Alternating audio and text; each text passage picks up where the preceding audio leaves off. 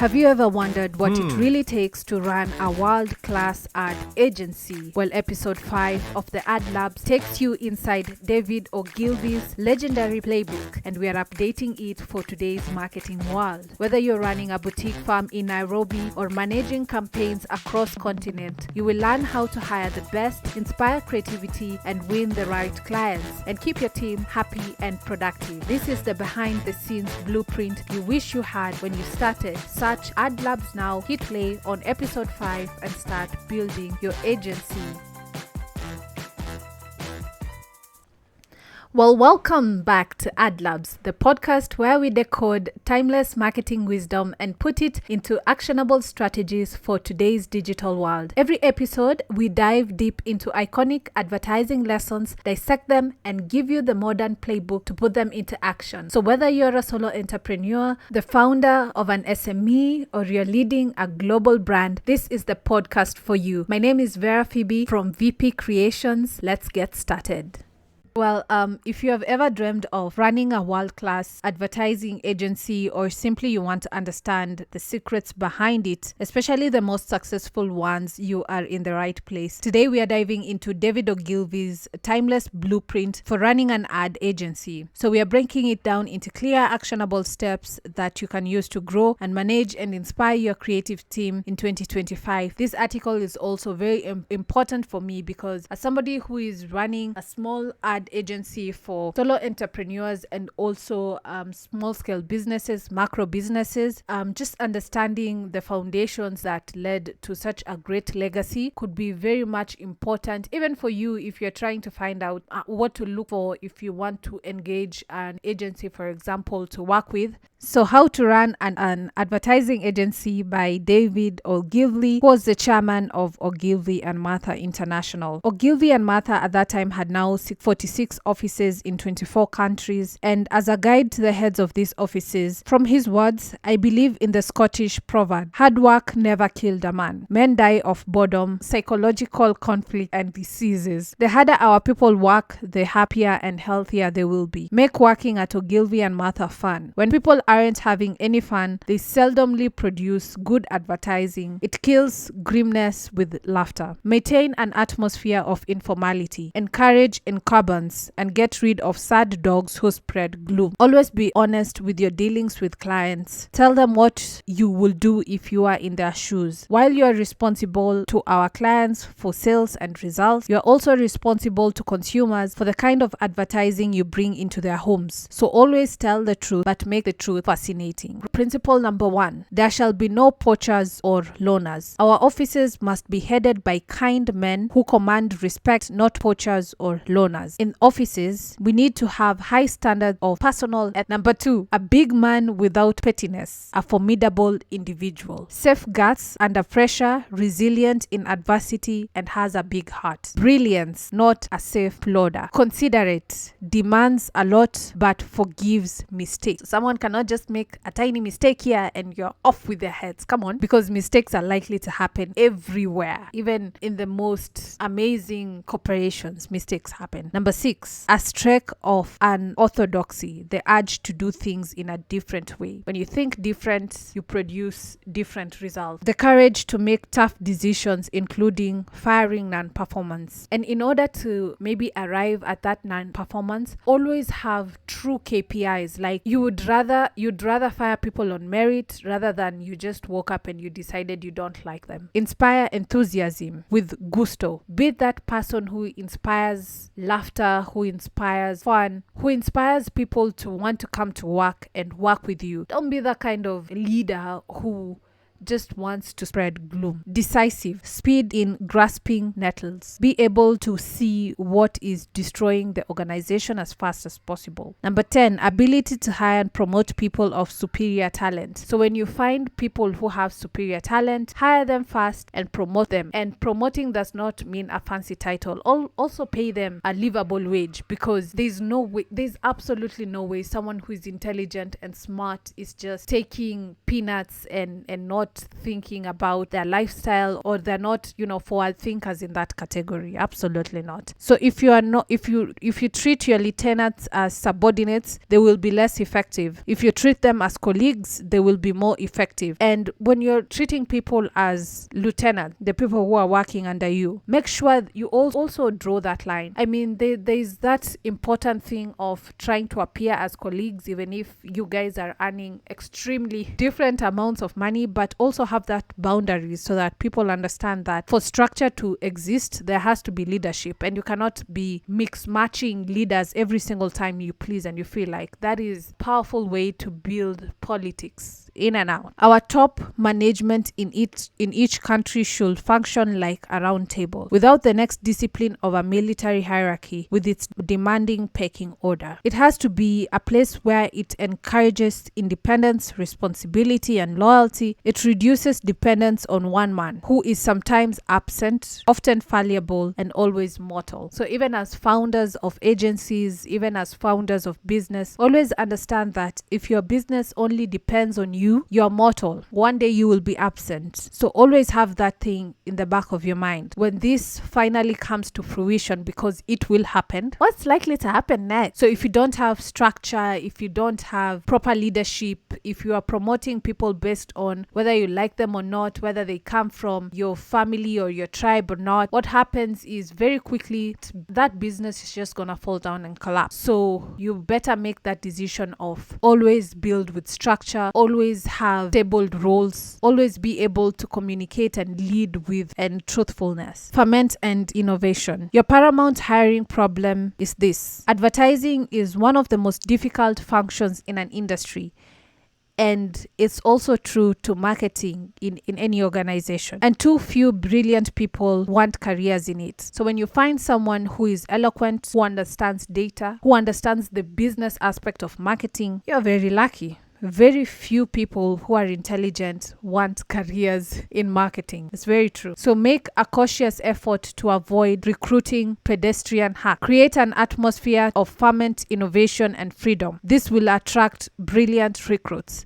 So if you want the best talent and you want them to work for 14 hours a day and not complain, go and be present in all activations. If you want them to be present in your workplace Monday to Sunday, and you expect a brilliant mind to stay there, good luck. It always has to be an atmosphere of freedom. And the only way this actually happens is if you put your creative teams in a white office from Monday to Saturday to Sunday and expect them to come up with the most amazing advert. I'm sorry for you. That's not likely to happen. Inspiration don't come behind white walls and pressure. So sorry. So yes, and lastly, if you ever find a man who is better than you, hire him. If necessary, pay him more than you pay yourself. Better than you. And then after some time, you're trying to compete with them. Exactly. In fact, if you're running an organization, a business, and you're the smartest one in the room, you're the end all be all, I'm sorry for you. That's not how it works. There's a reason why you pay salaries, and you pay salaries to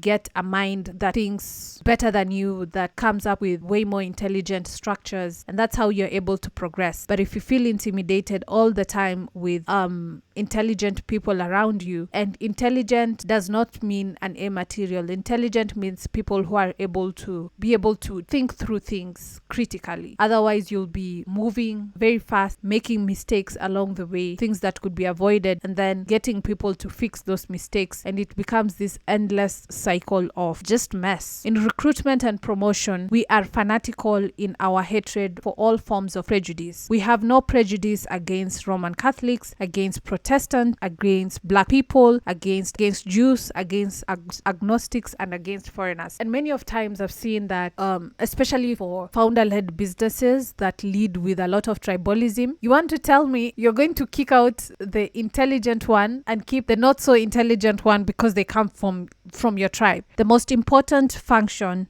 The creative function is the most important. The heads of our offices must spend their time helping creative people to do their best work. They should pay them more. They should house them. They should dress them. They should feed them as generously as possible. We also value good management supervisors. They're our ambassadors, our go-to in-betweens, courageous, persuasive, and loyal. And there was a time I was working somewhere and there was this major campaign and announcement that needed to happen. And so I had proposed a very good graphic designer to handle the graphical element of it. It would have had a bigger impact. So I went and tabled it and asked somebody, this graphic designer is asking 100,000, a very modest amount of money. That is like $1,000. 100K, it's even less than $1,000 by today's standards. Are they able to create all these elements that we need for our marketing collateral? And this said he cannot pay a graphic designer 100,000. And genuinely, 100,000 is not even $1,000 by today's standard. That goes to show the way corporate decision makers look down on the creative people. So when you're over there expecting a videographer or a photographer to quote 5,000 to come and take photos for you, I feel sorry for you. Even these equipments are actually very expensive, and therefore you must respect the creative function. The article continues for new accounts. No agency can afford to reject more accounts than it takes on, but Ogilvy and Mather must never accept an account unless we can sell great advertising for it.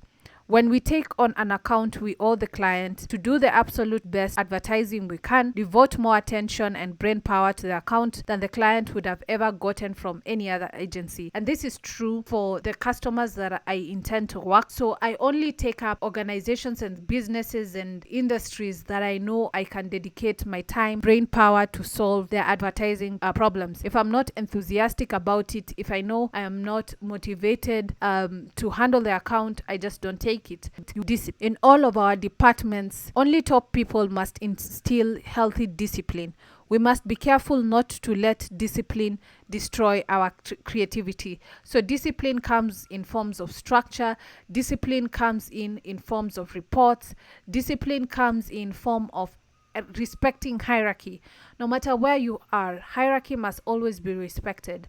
Don't be those people who are attempting, bring now this person from below, bring them up, and then just creating a chaotic mess. Whatever you're doing is just politics. It's not paramount. It's not anything amazing. It's just wasting people's time. So always understand that discipline is very important, but discipline should never be at a point where it's destroying creativity.